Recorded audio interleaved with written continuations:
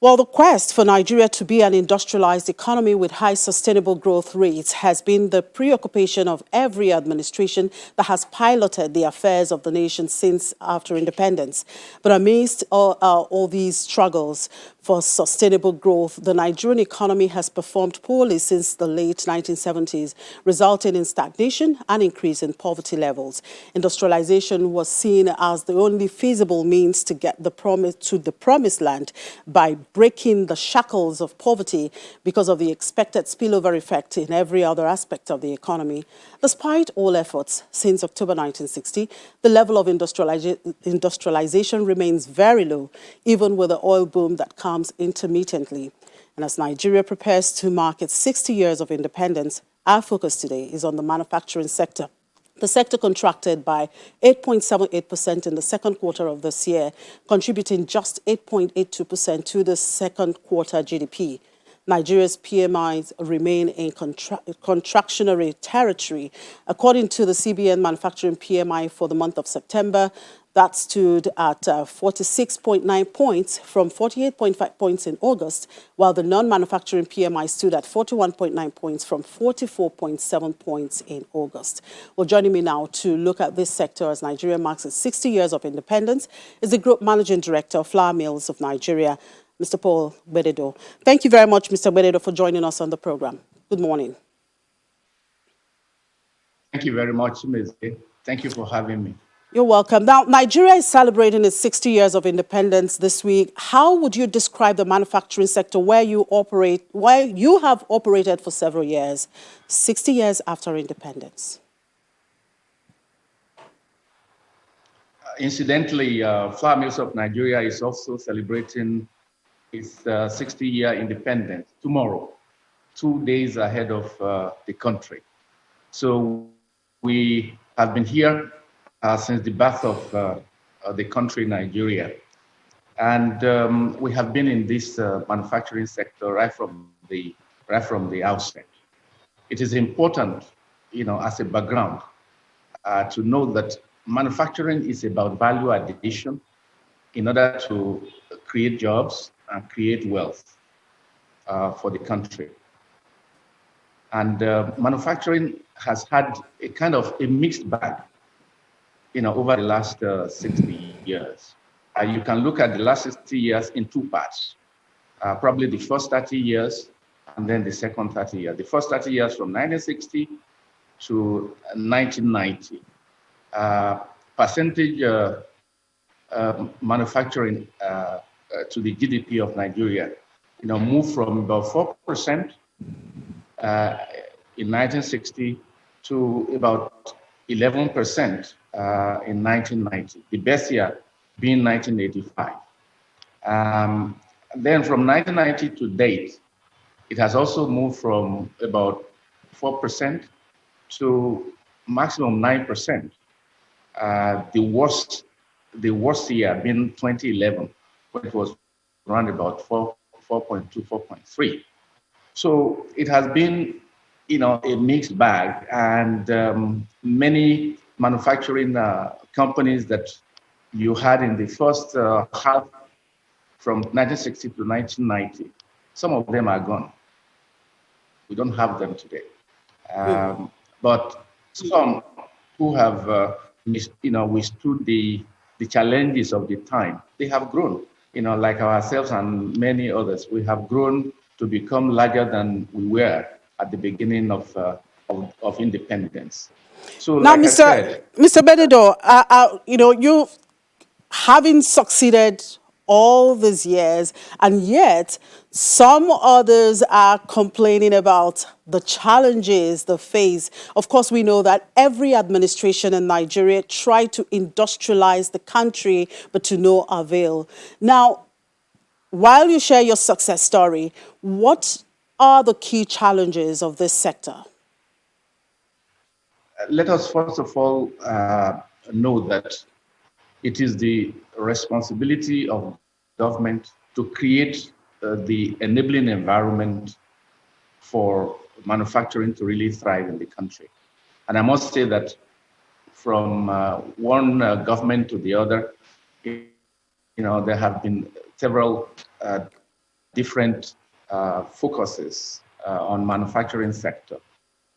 Some have been successful and some have not been that successful, depending on the time. But the fact still remains that it is government that enables manufacturing, to be thriving in any country.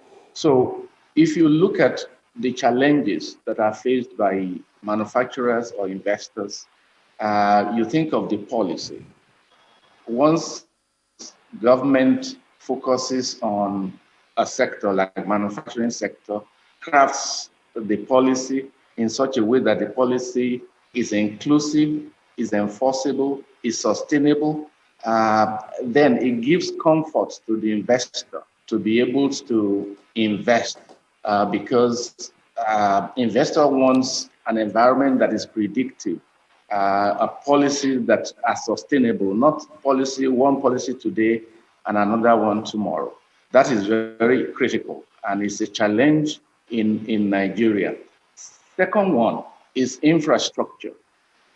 Government needs to provide infrastructure, but we know, we don't need to belabor this issue. We know our situation. So investors also and manufacturers, they have been very creative in ensuring that they join forces with government to provide certain infrastructure. But if you look at power issue, because while big organizations, can join forces and develop some infrastructure, you want to think of the SMEs who are not that strong, to be able to provide even basic infrastructure. So government, needs to look at the issue of power, the issue of roads, and the issue of rail, to really support the growth of the SMEs, medium enterprises, and also the larger corporations. Then the third challenge, faced by manufacturing sector is funding. Of course, things are, improving, by time, especially in this, COVID climate. We have seen funding, cost of, fund, come down, significantly. So that has been very helpful to both the SME and the larger corporations. Then the fourth challenge that is very important is the challenge of human capital development. We need to ensure that we have the right human capital that will drive, manufacturing. We need to have education that is fit for purpose. We need technicians, we need plumbers, we need fitters, and so on.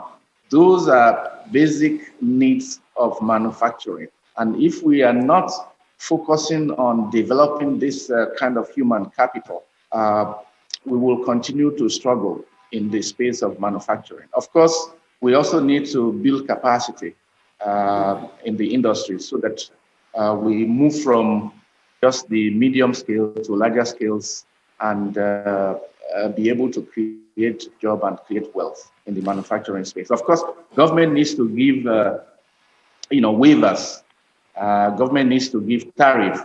Government needs to build, manufacturing hubs, manufacturing parks, so as to enable manufacturing to thrive. Even if we cannot have made in Nigeria, products, why don't we have make in Nigeria? Incentivizing people to come, with their capital, produce things in Nigeria, and then get them out of Nigeria. That's making Nigeria. But we would have provided jobs, for people. So it is the role of government, to really ensure that the environment is enabled, so that manufacturing can continue to thrive in the country. Now, as part of this present administration's effort to encourage local production, the CBN restricted some items from accessing the FX from the official window. How has that policy supported the sector growth. How much of backward integration have manufacturers implemented? Because some analysts will have accused the manufacturers as being too dependent on imported raw materials, and this is why many of them are not competitive. Well, um, it is true that as much as possible, we should direct our supply chain, inbound supply chain. We domesticate our inbound. And that is when we have a real proper value addition to what we produce, probably from the agri sector. Uh, you add value and create jobs, create wealth. That is very important. Also in the mining industry, in the oil industry, and so on, it's important that we use our local raw materials, to ensure that we add value, and create wealth. The situation we face ourselves is such that we do not have, enough of these, local raw materials, and therefore, from history we have been importing things that we need as addition to what we can source locally. And once you are bringing in raw materials from offshore, you need foreign exchange. And in recent times, we have seen what has happened to foreign exchange in the country, and therefore, in the wisdom of CBN, they have had to manage what we have, so that the country can, keep going, be able to pay its bills, and not having to, accumulate loads of debt, in order to continue in the manufacturing end. So we have seen some policies, financial policies, monetary policies that CBN has come up with. And to some extent, it has stabilized things a bit. But don't forget, those who are highly impacted were the medium scale, small scale, medium scale industries that are supposed to be the engine of the economy. So they were highly impacted. And that is something that we need to review, so that we can start incentivizing small scale, medium scale, and of course, large scale industries to continue to produce, and add to the GDP, because you have to focus on manufacturing to create jobs.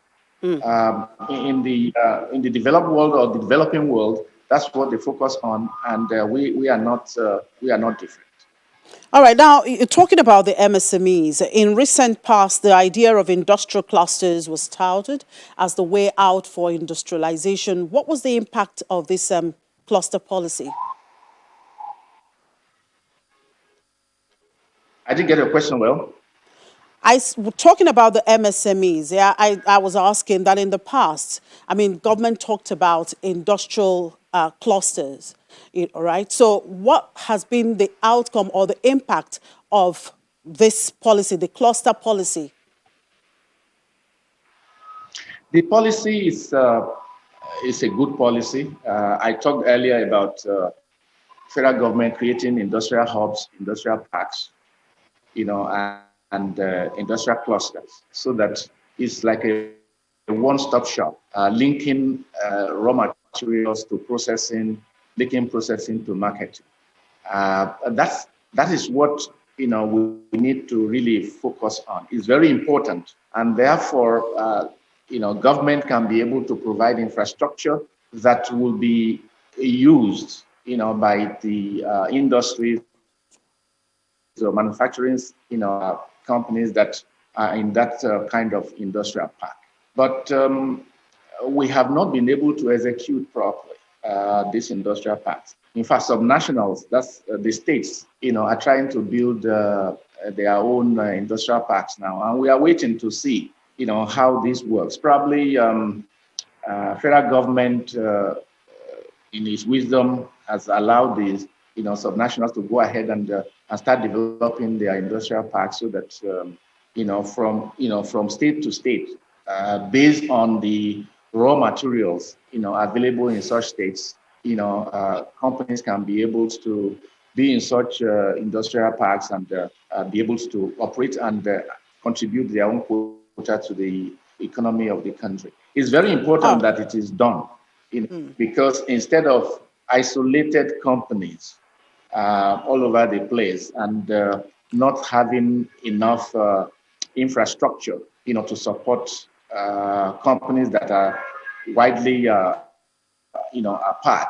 Once we have them together, it can be easier to support them with policies, support them with infrastructure, support them with funding, and others. So it's all right. important we focus on these industrial clusters. All right. Yeah, Mr. Gbededo, we have just less than 2 minutes to wrap up this conversation. Now, COVID-19 is here, so we have new normal to live with. With this new normal, what is the way forward, particularly, as we face this situation?